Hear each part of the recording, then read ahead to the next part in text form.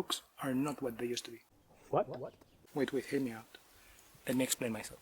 So I encountered this thread by Venkatesh Rao, where he talks about informality and formality as a framework to explain a lot of things, and where he also mentions writing in passing, and then he goes on to explain how casual versus formal behaviors are different, and I thought about how that could relate to how authors perceive themselves versus how readers perceive the environment.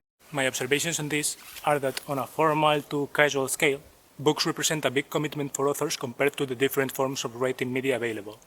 But in the general zeitgeist, books have become a much casual endeavor, and authors are perceived like so by consumers. There is also a group in the middle that appreciates the commitment, but I will say that maybe it belongs to a prosumer category or something like that, and wouldn't know to say if they are rising or shrinking. But is it good or bad?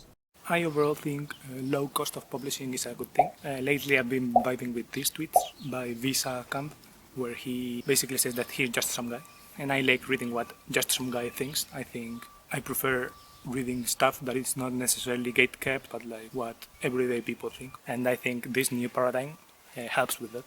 I do think there are some problems. For example, the always important solve for distribution is now also a responsibility of the authors, and maybe there's a global sense of lower perceived quality because of the low barrier to entry to publishing. But are you speaking back to claims?